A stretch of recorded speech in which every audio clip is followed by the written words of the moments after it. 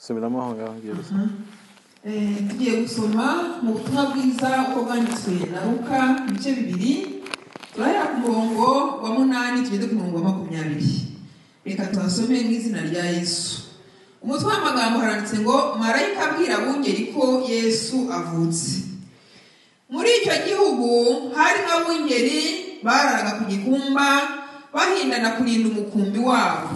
Nuko marayika w'Umwami Imana abahagarara iruhande, ubwiza bw'umwami burabagirana bubagota impande zose, bagira ubwoba bwinshi. Marayika arababwira ati mwitinya, dore ndababwira ubutumwa bwiza bw'umunezero mwinshi uzaba ku bantu bose, kuko uyu munsi umukiza abavukiye mu murwa wa Dawidi, uzaba Kristo umwami. Ikindi cyo kiri bubabere ikimenyetso, nuko muri rusange umwana w'uruhinja yoroshwe imyenda y'impinja aryamishijwe mu muvure w'inka. Muri ako kanya haboneka ingabo zo mu ijuru nyinshi ziri kumwe na marayika uwo zisingiza Imana ziti, mu ijuru icyubahiro kibi cy'Imana, no mu isi amahoro abe uwo yishimira. Abamarayika bamaze gusubira mu ijuru, abungeri baravugana bati, nimuze tujye i Betelehemu turebe ibyabayeyo, ibyo Umwami Imana itumenyesheje. Bagenda bihuta basanga Mariya na Yosefu n'umwana w'uruhinja aryamishijwe mu muvure w'inka. Babibonye babatekerereza iby'uwo mwana nk'uko babibwiwe. Ababumvise bose batangazwa n'ibyo abungeri bababwiye. Ariko Mariya abika ayo magambo yose mu mutima we, akajya yatekereza. Maze abungeri basubirayo bahimbaza, bashima Imana ku byo bumvise byose no ku byo babonye nk'uko babibwiwe. Twakira ijambo ry'Imana. Yesu ashimwe. Imana yacu ihabwa icyubahiro. Tugiye kuganira ku magambo dusome wenyine mu Luka ibice 2 umurongo w'8 kugeza 20. Ni amagambo nashatse ko ayasoma yose kuko nifuje yuko nyavuga mu ncamake nka senteze, mbese kugira ngo tugire isura y'ukuntu ibintu byagenze ku munsi Yesu yavutseho mu ncamake. Nk'uko twabisomewe, abamarayika hariya baje kubonana n'abungeri cyangwa se abashumba, ariko habanje kuza marayika w'Umwami Imana. Noneho marayika w'Umwami Imana niwe waje ubwa mbere. Ageze hariya ahantu ngo aza afite ubwiza bw'Umwami Imana nyine, cyangwa se ubwiza bw'Imana, cyangwa se ubwiza bwo mu ijuru. Ari nacyo ikintu cyateye ubwoba bariya bungeri cyangwa se bariya bashumba. Ubwiza bw'Umwami Imana bwateye ubwoba abashumba, kuko bwari ubwiza bwo mu ijuru bubonetse ku isi, bubonetse mu bantu, nk'uko twabibonye ubushize, bubonetse mu bantu bamaze igihe batabona ubwiza bw'Imana, batumva ijwi ry'Imana, Imana itabavugisha. Twabonye ubushize ko hari hashize imyaka 400 Imana itavugana n'abantu, kubera ko abantu bayisuzuguye, Imana ihitamo guceceka. Noneho aba bashumba babonye marayika w'Umwami Imana aje, bagira ubwoba bwinshi, kuko batinyaga ikintu agiye kuvuga, ikintu uwo marayika atumwe n'Imana nyuma y'imyaka myinshi gutyo, hari uburakari bw'Imana bungana gutyo.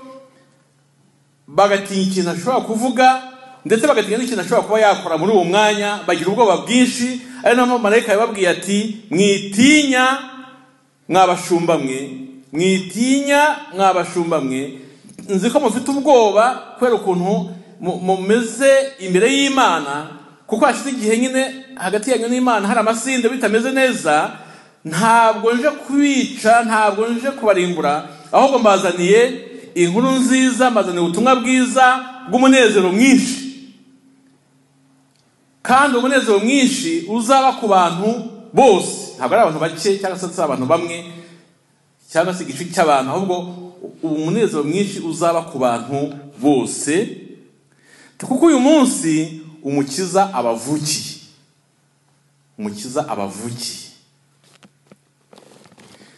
Nuko akivuga ibyo ngibyo,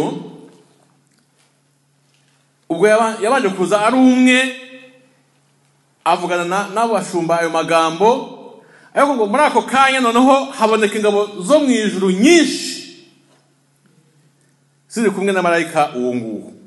Abashumba babanje kubona marayika w'umwami Imana bamubona ari umwe, bagifite ubwoba bw'ibyo bintu uko bigenze, noneho babona ahubwo hari n'abandi marayika benshi bamukikije ako kanya mu buryo batazi aho bavuye, nuko haba mbese iseni imeze gutyo. Byari ibintu bikomeye cyane, abo marayika benshi cyane, izo ngabo nyinshi zo mu ijuru ziri kumwe na marayika uwo.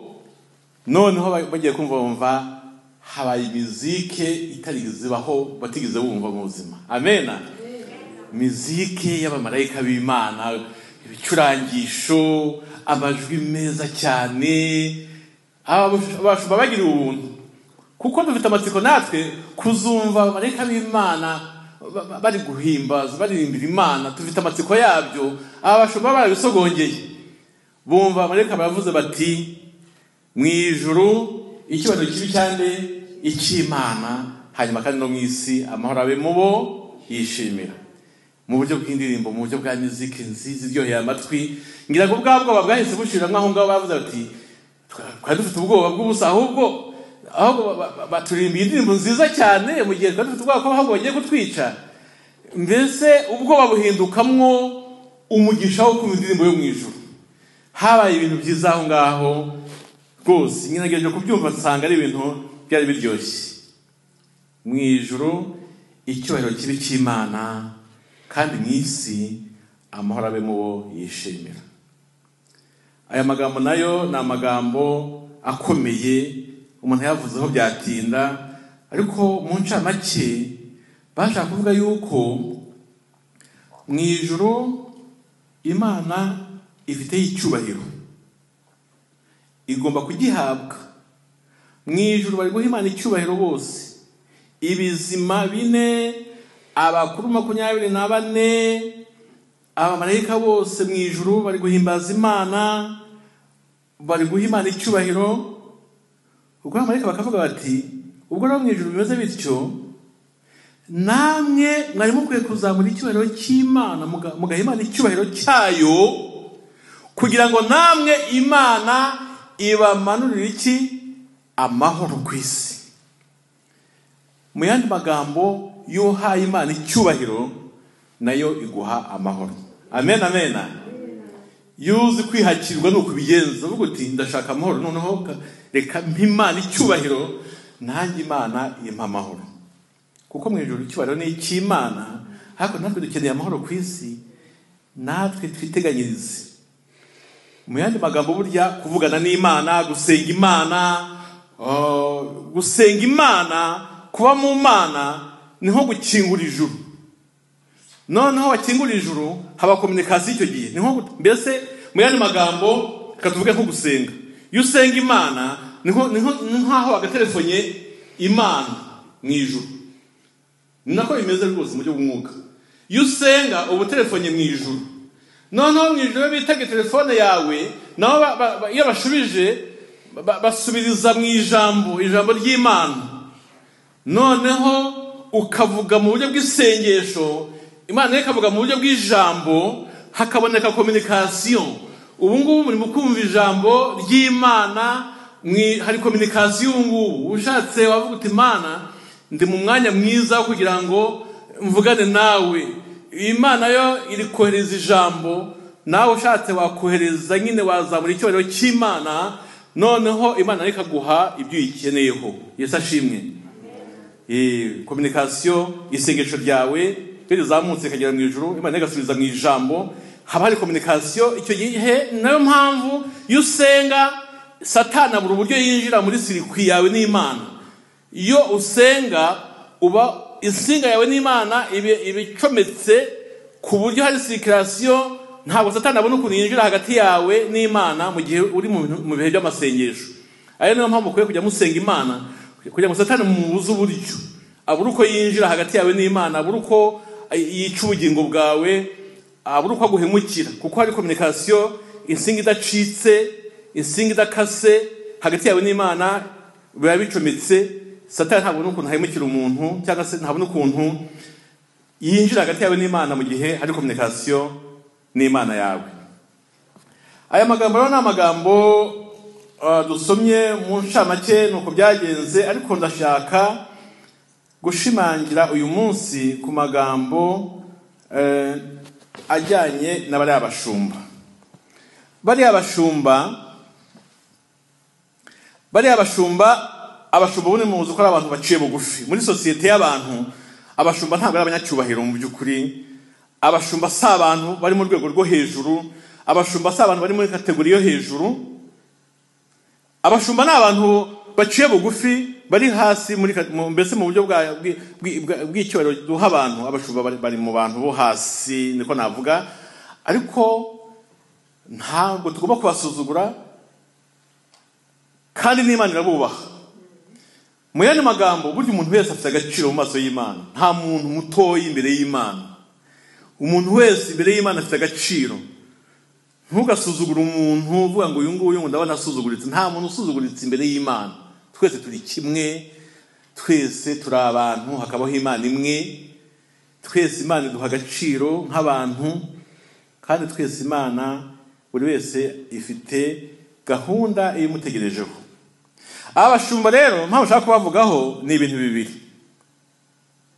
Icya mbere ni uko Imana yahisemo kumenyesha inkuru nziza, inkuru idasanzwe. Ikintu cya mbere ni uko Imana yahisemo kuyimenyesha abantu baciye bugufi bitwa abashumba. Hano baravuga abungeri n'abashumba ni cyo kimwe. Abanditse Bibiliya kiriya gihe abasobanuye bavuze abungeri, ariko muri iki gihe dushobora no kuvuga abashumba bitewe n'igihe byakorewe, ariko byose ni kimwe.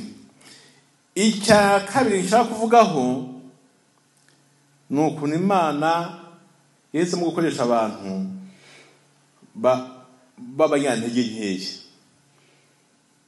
badafite imbaraga muri sosiyete, badafite imbaraga nyinshi. Ibi ni ibintu bikomeye nshaka kuvugaho. Ndagira mu majoyisi aba dushakira mu Bakorinto ba mbere, igice cya mbere, umurongo wa 26 kugeza kuri 29. Abakorinto ba mbere, igice cya mbere, umurongo wa 26 kugeza 29. Turashaka kureba impamvu Imana yakoresheje abashumba cyangwa se abungeri, akaba aribo inyuzaho inkuru nziza ije kuri iyi si.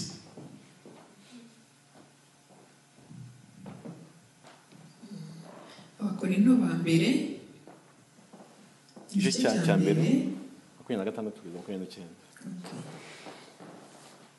26 kugeza 29. Reka tuhasome mu izina rya Yesu. Muzirikane guhamagarwa kwanyu bene data, yuko ab'ubwenge bw'abantu bahamagawe atari benshi, n'abakomeye bahamagawe atari benshi, n'imfura zahamagawe atari nyinshi. Ahubwo Imana yatoranije abaswa bo mu isi ngo ikoze isoni abanyabwenge, kandi yahamagaye ibinyantege nke byo mu isi ngo ikoze isoni ibikomeye, kandi n'ibyoroheje byo mu isi n'ibihinyurwa n'ibitariho Imana yarabitoranije ngo ihindure ubusa ibiriho, kugira ngo hatagira umuntu wirata imbere y'Imana. Niyo ibaha kuba muri Kristo Yesu, waduhindukiye ubwenge buva ku Mana, no gukiranuka no kwezwa no gucungurwa, kugira ngo bibe nk'uko byanditswe ngo uwirata yirate Uwiteka. Amen, amen. Imana yatoranije ibyoroheje byo muri iyi si. Imana yatoranije bariya bungeri cyangwa se bariya bashumba kuba ari bo inyuzaho inkuru nziza ingana kuriya. Yo Imana iza kubinyuza yenda ku muyobozi w'umujyi aho ngaho, ikabinyuza ku bategetsi bo muri iki gihugu bakomeye, twari kwibwira ko Imana mbese mu by'ukuri koko abantu babaciye bugufi mu by'ukuri ari abanyabyago, ko nta n'icyo bategereje kindi. Ariko Imana yabikoze gutya kugira ngo twumve yuko n'abantu twita ko baciye bugufi bafite agaciro mu maso y'Imana. Imana yabikoze gutya ngo kugira ngo ikoze isoni abita abanyembaraga, inyura mu bashumba batoya kugira ngo n'abantu twese twubahane, tumenye ko umuntu wese afite agaciro. Yesu ashimwe. Kubinyuza mu bashumba, kubinyuza mu bungeri, si uko ariyo weho meya w'uwo mujyi aba cyangwa se umwami w'aho hantu cyangwa se abadepite b'aho ngaho n'abategetsi bakomeye, si uko Imana itari ibazi. Ahubwo Imana yashatse guhesha agaciro bariya bungeri kugira ngo bitubere isomo y'uko dukwiye guha agaciro umuntu uwo ari we wese, kuko mu maso y'Imana umuntu wese afite agaciro. Yesu ashimwe. Iki ni ikintu gikomeye tumaze gusoma mu Bakorinto ba mbere hariya, kitwereka yuko Imana ishobora gukoresha ibinyantege nkeya kugira ngo ikoze isoni ibiri hejuru, ibyishyira hejuru cyangwa se ibikomeye. Rero dukwiye kubahana, tukamenya ko burya twese Imana iduha agaciro kimwe. Waba ukomeye waba woroheje, ku Mana twese Imana iduha agaciro. Icyo ni kimwe. Ikindi gishobora kuba kuri aba bashumba ni uko akenshi twebwe abantu dukunda kureba ibintu binini. Dukunda kureba umutegetsi utegeka igihugu kinini cyane, kumva ko ari umuntu ukomeye cyane. Dukunda kureba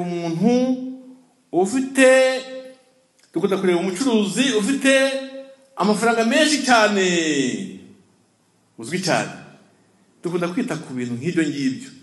Dukunda guha agaciro umupastor ufite itorero rifite abakristo 10,000.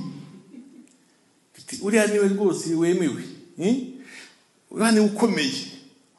Dukunda kureba icace ifite urusengero rwa miliyari nk'eshatu cyangwa miliyoni 500. Tukumva ko mbese aho hantu hariho ho gusengerwa, naho abantu bakwiye kujya gusengera aho hantu hameze hatyo mbese. Ariko muri iri jambo tubonye yuko Imana yamanuwe cyangwa se yohereje amarayika bayo kuza gushakisha ahantu hari abashumba. Simenya ko bari na benshi cyane, aba bashumba bibereye ahantu ho mu ishyamba. Ariko ntegeza ko aba bashumba, nshingiye kuri iri jambo, abashumba bashobora kuba bari bafite akantu, nubwo abantu bari mu gihe muri pozisiyo itari nziza mu maso y'Imana, ariko abashumba bashobora kuba bari abantu batarwanya Imana, bafite ukuntu basigaranye akantu k'ubumana muri bo, nubwo isi yari imaze gushayisha mu byaha. Ariko aba bashumba bashobora kuba bafite akantu muri bo k'ubumana, ko gutekereza ku Mana mu buryo bwabo, bakaba bakorera Imana mu buryo bworoheje cyane, nk'abashumba bari aho ngaho mu ishyamba ku buso butoya aho ngaho. Ariko Imana ikababona nubwo bimeze bityo bwose. Ntabwo Imana yanyuze muri sinagogi cyangwa se mu nsengero z'aho ngaho hari abakozi b'Imana bambaye amakanzu y'ibitangaza n'abantu basenga benshi aho ngaho ngo ivalide cyangwa se iha agaciro uwo murimo uri gukorerwa aho ngaho w'igitangaza. Ahubwo Imana yagiye ahantu hari abantu boroheje bagifite gutekereza ku Mana, kandi bari ahantu hasuzuguritse, kandi bari n'ahantu hatoya hatazwi. Imana hitamo kujya kunyura muri abo bantu bagayitse, basuzuguritse, badafite imbaraga, nakwita abanyantege nke, ariko bafite Imana. Abari Imana ihitamo kunyuraho aho kunyura mu bandi bari bagutse muri icyo gihe, Imana ihitamo aba bashumba. Ibi nabitegereje nabyo nsanga hari ubusobanuro bifite. Yesu avuga ko mu mugani w'itaranto yavuze yuko uwahawe itaranto nyinshi, cyangwa se mu yandi magambo reka mbivuge gutya, uwahawe byinshi azabazwa byinshi, uwahawe bike azabazwa bike. Ariko urumva ni uwahawe, si uwihaye. Urumva ni uwahawe. Iri jambo ndagira ngo murikurikire neza, harimo ibanga rikomeye. Ntabwo Imana izakubaza ibyo itaguhaye. Ntabwo Imana izakugayira ko udafite byinshi kandi yaraguhaye bike. Mu yandi magambo, cungana n'ubushobozi wahawe n'Imana. Ubushobozi ufite wahawe n'Imana ubukoreshe neza. Amen, amen. Uwahawe kuyobora church y'abantu 1000 azabazwa ibijyanye na church y'abantu 1000. Uwahawe kuyobora church y'abantu 100 azabazwa ibijyanye n'abo yahaye kuyobora church y'abakristo 100. Abafite church y'abantu 50, ubu ndavuga abashumba abapasitoro, bazabazwa ibijyanye n'abapasitoro bahawe ubushobozi bwo kuyobora abakristo 50. Ubwo rero isomo nanone twabana ni ukuvuga ngo uwahawe kuyobora abakristo 100,000 mu maso y'Imana ntaruta uwahawe kuyobora abakristo 100 cyangwa 50, kuko ni uwahawe. Ntabwo ari umuntu ari we wiha, ahubwo ni uwahawe. Ariko ibanga twebwe dufite, cyangwa abakristo inshingano mufite n'abakozi b'Imana inshingano dufite, ni ugucungana na sfere na rayonoma naho wahawe uko hangana, uzabazwa ibijyanye naho nuko hangana. Amen, amen. Aya ni mpamvu bari abashumba kuba bari abantu bafite ubushobozi buke cyangwa se bahawe bike.